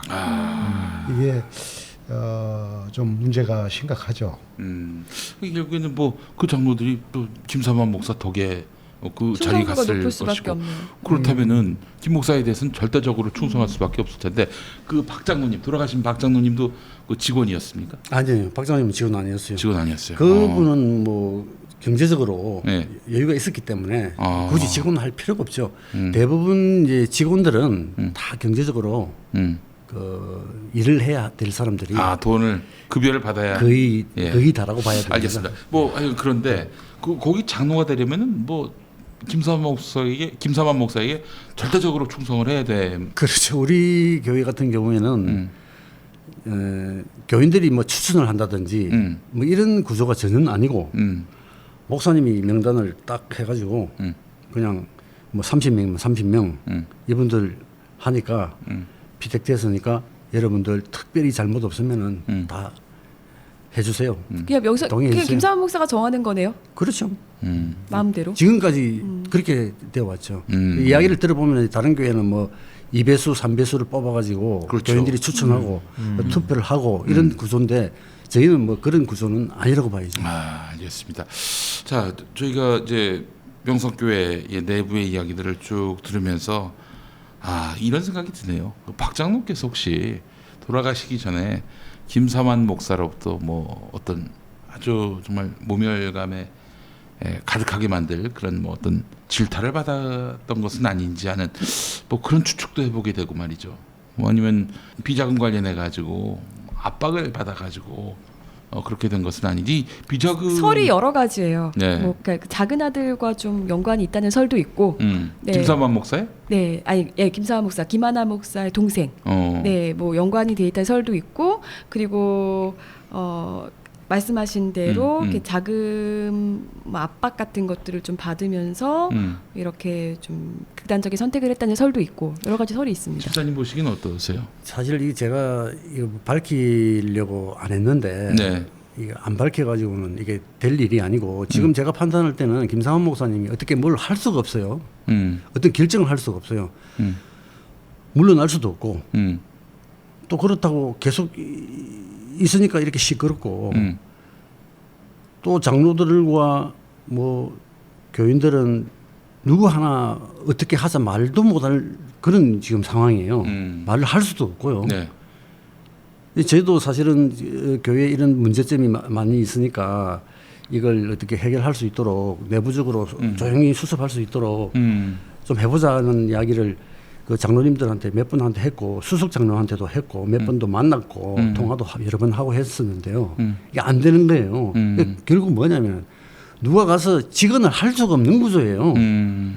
박근혜 뭐 죄송하지만 박근혜 그 이승 대통령이 뭐 어떻게 누가 가서 말을 못 하잖아요. 그렇죠. 예.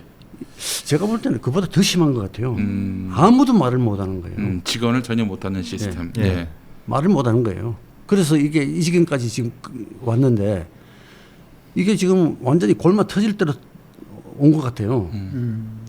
그래서 박 장로님이 스스로 몸을 던짐으로써 이런 어떤 그릇되고 잘못된 지난 날들이 다 드러나서 정의가 세워지길 바라는 그런 마음에서 이렇게 희생적으로 스스로 목숨을 끊었다고 보시는 겁니까?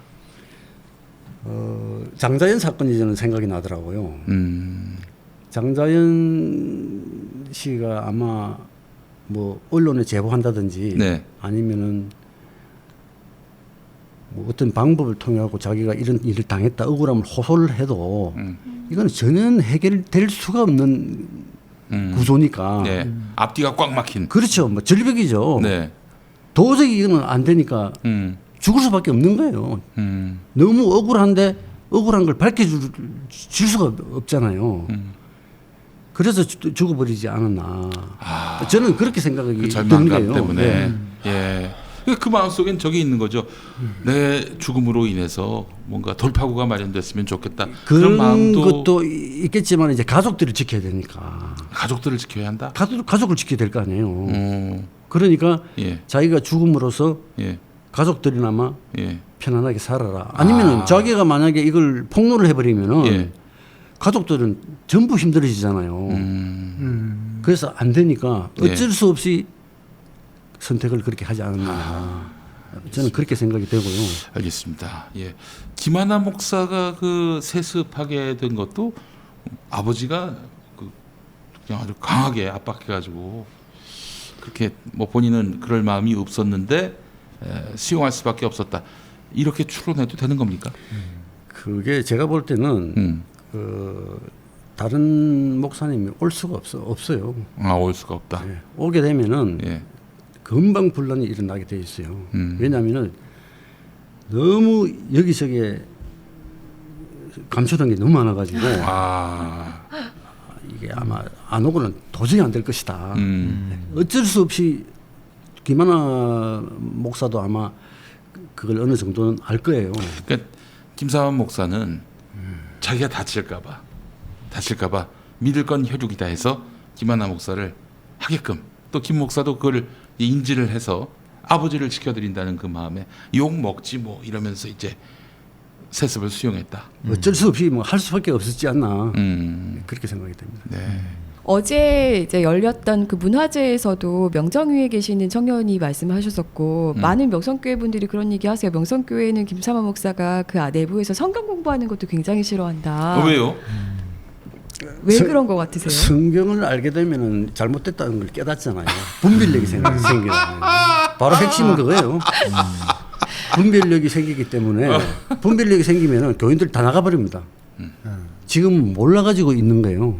실제로 성경 공부를 했다는 이유로 이단으로 몰려서 나가게 되신 분도 있다고. 그렇죠.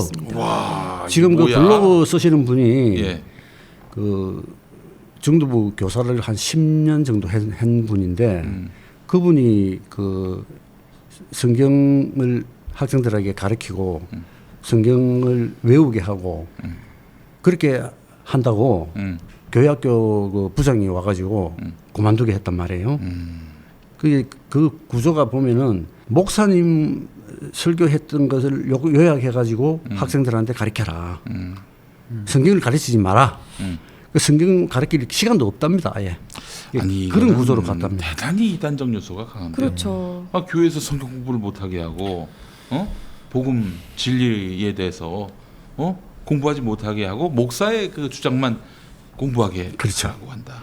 아까 김사만의 교리를 배우는 것처럼 마치. 아까 말씀해주시는 그 장로님께서 그 해주신 얘기를 듣고 저는 이 중세 타락한 중세 교회 축소판이다. 그게 아주 느껴졌습니다. 아까 그 세 가지를 말씀해 주셨잖아요.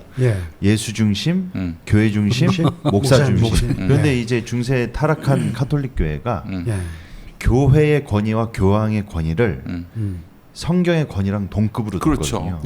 그러면서 타락한 교회와 교황권 때문에 프로테스탄트 개신교 개혁이 일어난 것인데. 그러니까 교회와 전통은 개신교에서는 중요하지가 않아요. 오직 성경, 오직 말씀. 그렇습니다. 그렇죠. 그러니까 완전 지금 하는 행동이나 행보나 지금 모든 이런 분위기가 아까 설교 내용 중에 교회에 대적하면 곧 그것은 성령을 거스르는 거다. 그게 얼마나 무서운 소리입니까? 이게 성령 해방죄라는 그 신학적 개념이 있는데요.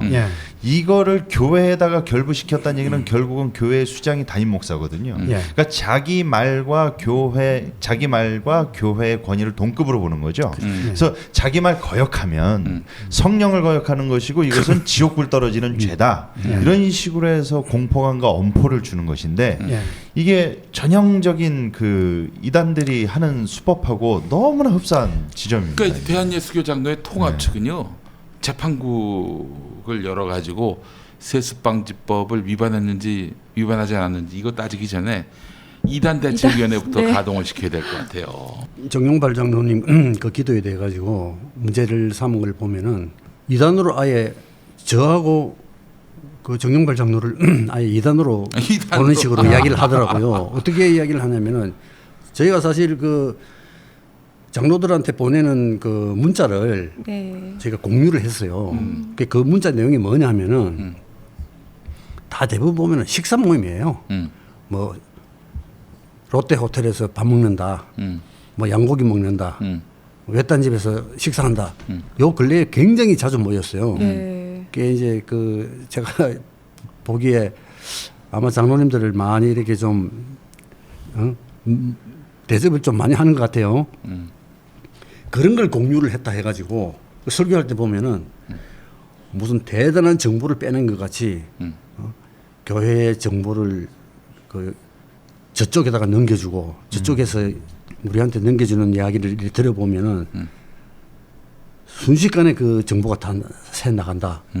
아니 밥 먹으면서 무슨 비밀스러운 이야기를 한다고 교회에 또 무슨 숨길 게 그렇게 많다고 그런 걸 대단한 정보같이 이야기하면서 이단한테 넘겨주고 이단이 그 밥 먹는 거 알아가지고 뭐 하겠어요.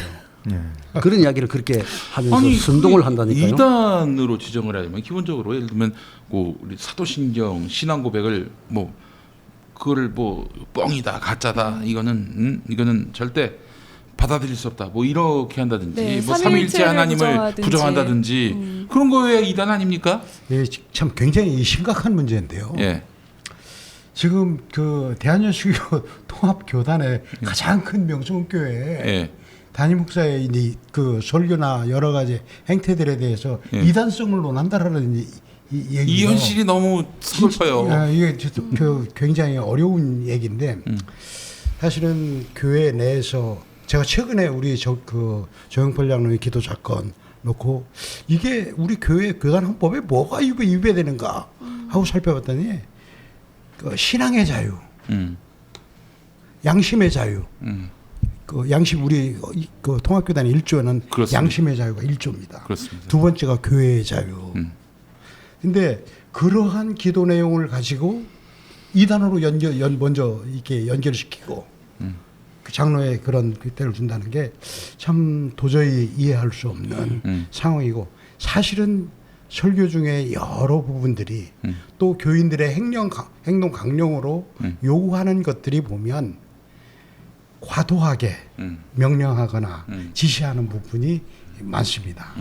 특히 하나님 다음으로 목사님을 잘 섬겨라 라고 하는 부분들이 굉장히 많이 강조가 됩니다. 이번에 새벽 예배에서도 주의 종을 잘 섬겨야 뭐 복을 받는다 뭐 이런 얘기들. 항상 뭐 수십 년간 해온 거죠.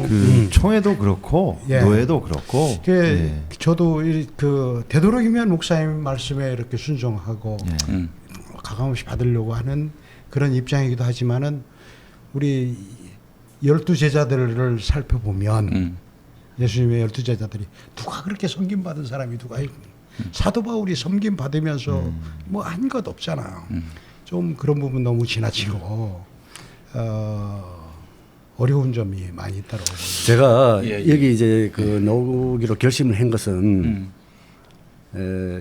아무도 이야기를 안 하고 뭐 장로님들한테 제가 뭐 수석 장로까지 포함해가지고 여러 장로님한테 이야기를 했는데도 이게 전달도 안 되고 계속 이런 식으로 가면은 안 된다고 생각했기 때문에 나왔는데요. 이제 목사님은 이제 교회 떠나셔야 돼요. 김사만 목사. 그런데 계속 이런 설교를 하시면서 교인들을 힘들게 하면 안 됩니다. 그리고 누구도 이런 이야기를 안 하니까 저라도 해야 되겠다. 그렇게 생각을 하고요. 그 다음에 그 강대상에 서시면 안 돼요 이제. 아니 그 뜨거운 차를 이제 뭐 화상 입히게 만들고 또 낯들고 그렇게 했는데 그 다음에는 이제 뭘 바라는가 모르겠어요. 뭐 어떤 사람이 죽어야 됩니까? 그만큼 박 장로님 돌아가셨죠. 또 박종춘 목사님, 부동산 담당하던 박종춘 목사님, 세상에 어느 교회에 부동산 담당 목사가 있습니까? 그분은 목회는 하나도 안 하고 부동산만 하다가 돌아가셨단 말이에요. 그 차명부동산이 지금 돌아가셨어요? 교통사고 나서 돌아가셨어요. 그분이 제주도에 제주도에 가 계시다가 그 제주도에서 사고사로 그렇게 행방불명된 분도 계시죠? 그는 이제 장로님, 그 피부과 그 하시는 김성환 장로님이 세습에 대한 그 충격으로 그분은 뭐 너무 순수한 분인가 봐요. 저도 뭐 성가대를 같이 하면서 겪었지만은 그분은 너무 충격을 많이 받아가지고 병원도 폐업을 하고 완전히 뭐 병이 들어가지고 정상적인 생활을 못한다 그러더라고요. 그래서 그런 안타까운 사연도 있고요. 알겠습니다.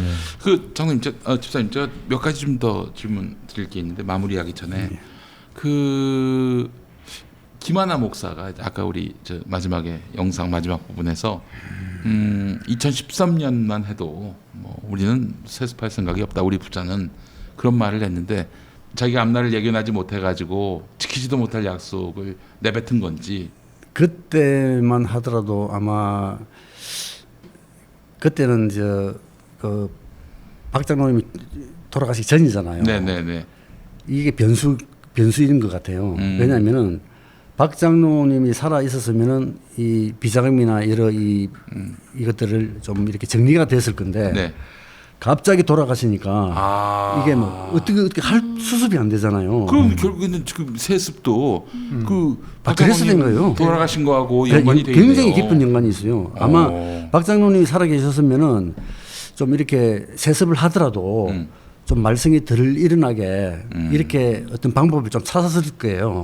뭐 다른 저 목사님을 좀 모셔와가지고 시차를 좀 둔다든지 예. 이럴 수 있었는데 갑자기 돌아가시니까 이 수습할 수가 없잖아요. 그래서 세습을 할 수밖에 없었지 않나 그런 생각도 듭니다. 네, 새노래 명성교회는 어떻게 될 것 같으세요? 저는 처음에 이제 김하나 목사가 2014년에 새노래 명성교회 담임으로 세워질 때 저거는 필시 저렇게 보낸 다음에 나중에 합병하려는 의도가 아닐까라는 생각을 했었거든요. M&A 방식으로 해가지고 그렇게 되면은 세습방지법에 저촉도 안 될 거 아니에요. 예컨대 이제 그 명성교회 후임 목사가 정해지지 않은 상황에서 네. 새노래 명성교회 담임 목사, 지교회 같은 거였는데 네. 독립을 했죠. 네. 이 새노래 명성교회 담임 목사인 김하나 목사, 이 명성교회와 새노래 명성교회가 합치고 합쳤는데 그 명성교회는 담임 목사가 없고 새노래 명성교회는 담임 목사가 있고 이 담임 목사가 통합교회의 담임 목사가 되면은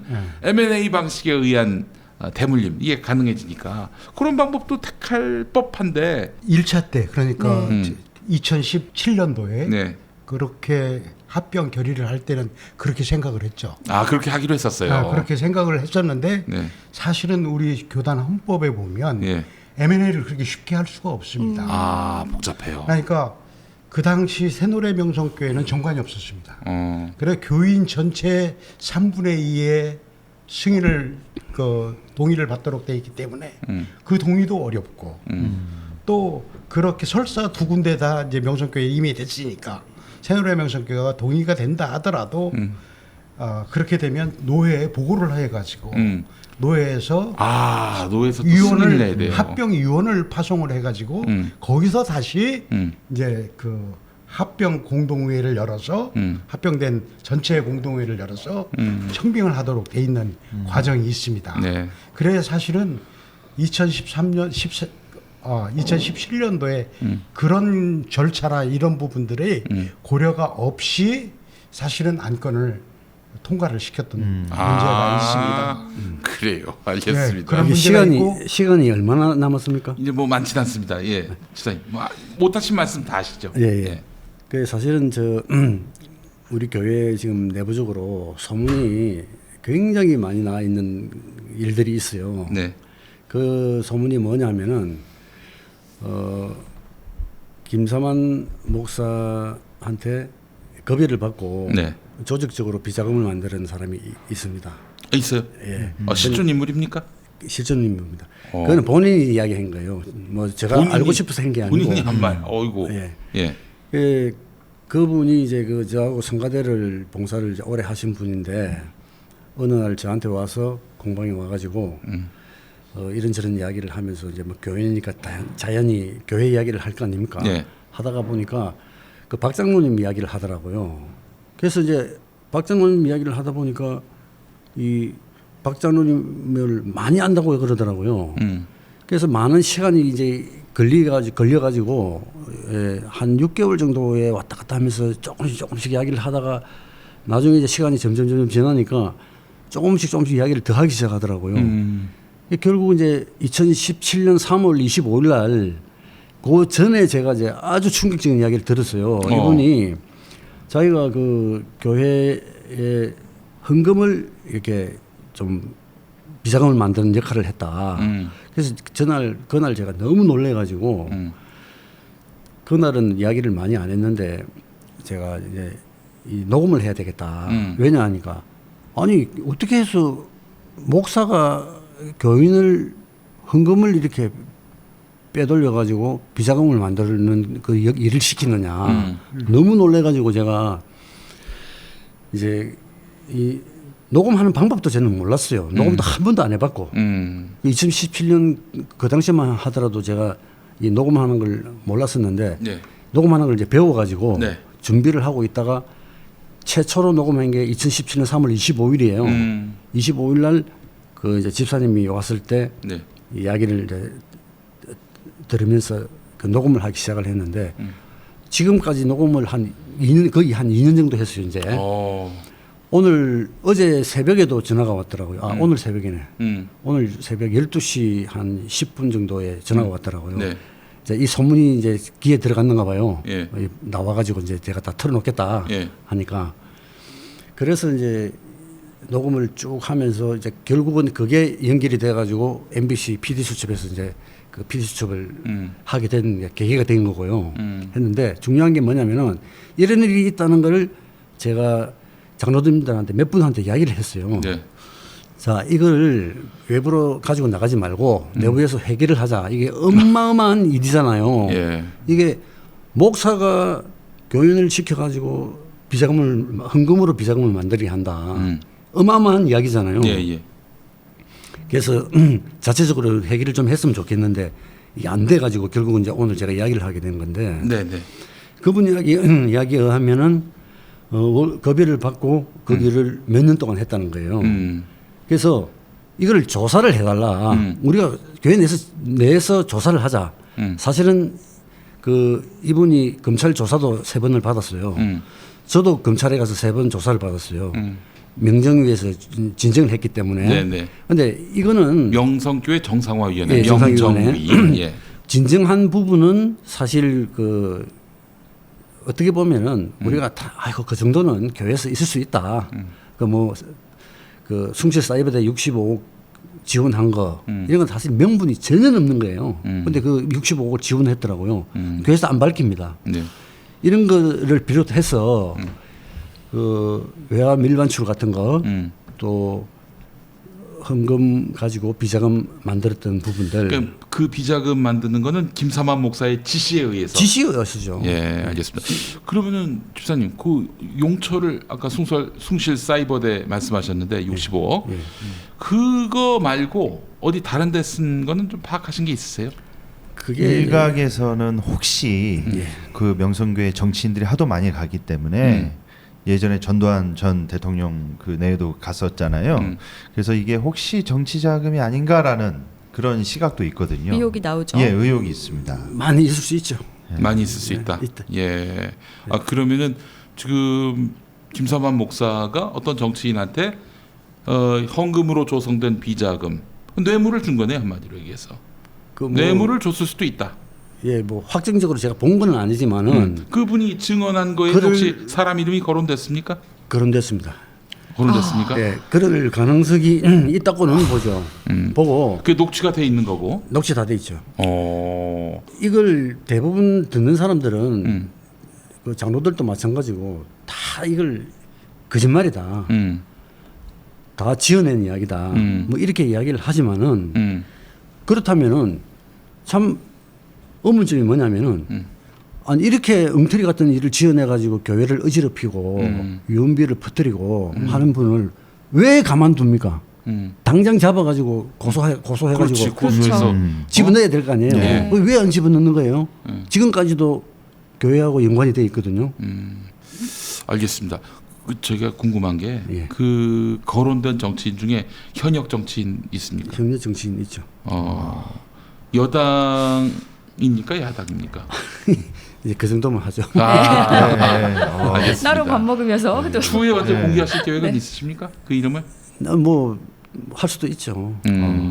알겠습니다. 근데 제가 이제 그 정치인들은 주로 김사만 목사하고 친한 정치인들. 그럼요. 실제로 교회도 왔죠. 교회에 갔던 출석 다니는 정치인들을 그분이 살펴봐야겠네요. 다니는 그 교회 담임 목사님하고도 같이 왔어요. 왔고 이거 빨리 수습해야 됩니다. 네. 수습해야 되고 김상환 목사님은 제가 볼 때 빨리 물러나야 되고 물러나지 않으면 그 정치인 이름도 되실 수 있겠네요. 돼야죠. 물러나셔야 되고 그다음에 제가 이제 한 가지 바라는 게 있는데요. 예. 뭐냐면은 지금 교인들이 그 김상환 목사님은 인정을 안 하고 있지만은 김상환 목사 설교 실어가지고 떠난 분들이 굉장히 많습니다. 제 주위에. 예. 그리고 이제는 모 장로님 같은 경우에는 그 지금 뭐 영락교회로 아예 등록을 해버리셨는데 그분은 저 은퇴 장로인데 이런 말을 자체를 안 하고 싶어 하는 거예요. 너무 이게 시궁창이라는 거예요. 네. 그래서 그분만 그런 게 아니고 다른 분들도 그렇게 이야기하는 분들이 지금 많아요. 네. 결혼하기 싫다는 거예요. 그리고 명일동에 오기도 싫다는 거예요. 그게 너무 안타까운 겁니다. 그래서 제가 이제 어떤 제안을 하고 싶으냐면은 카페에 글도 이제 제가 올렸지만은 교회가 지금 2개입니다. 네. 건물이 예. 구 예배당이 있고 새로 진 예배당이 있단 말이에요. 네. 그래서 김상환 목사님이 강제상에서 설교를 하고 싶고 뭐 상황 노릇을 하고 싶으면은 그럼 남아 계시라. 더 문제 제기를 안 하겠다.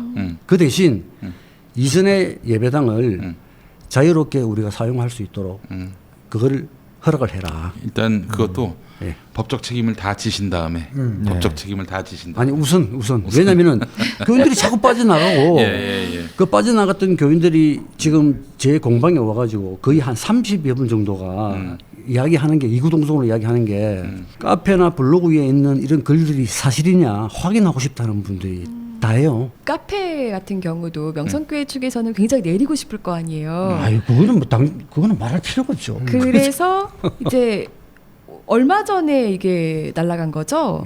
그 법무법인 취향 가을 햇살에서 얼마 전이 아니고 그건 제법 됐어요. 제법 된 겁니까? 제법. 네, 이제 카페 글을 게시를 이제 내려달라고 이제 통지서를 보냈는데 그 법무법인 취향 가을 햇살이 고영일 변호사가 대표입니다. 우리 전광훈 네. 교회 나가는. 네.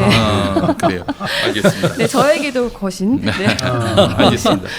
집사님 계속 또 게시판에 글이 올라오기를 명성교회에서 그 부근에서 명성교회 교회 다니지 않으면 또 김삼환 목사에게 미움을 사면은 장사가 안 된다. 그리고 문 닫을 수밖에 없다. 이런 글들이 올라옵니다. 이거 맞습니까?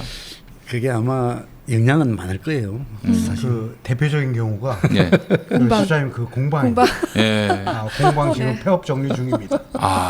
그래요. 밝히기 딱 끊겼군요. 그게 참 슬픈 사실인데 저도 사실 그 눈치는 오래 전에 챘죠. 네. 뭐 그 눈치 못 채면 바보죠. 네. 눈치챘는데 아니 청년부에 임원을 했던 그 사람이 와가지고 그 이야기를 해주는 거예요.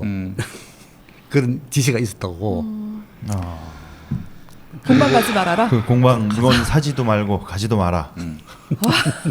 알겠습니다. 예, 뭐 이야기 오늘 나눠봤는데 우리 집사님 오늘 하루만 모실 일이 아닌 것 같고요.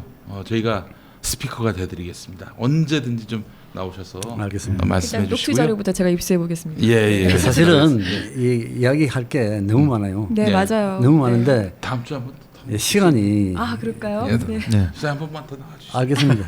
다음 주에 또 모시는 걸로 하고 오늘 마지막으로 제가 하나 당부를 한다는 거는 예. 우선 목사님 그 김상훈 목사님은 꼭 계시고 싶으시면은 계시고 예배당을 하나 그 작은 예배당을 그 세서 반대하는 분들한테 내주면은 우리는 목사님을 한 분을 청빙해가지고 거기서 따로 예배를 드리겠다.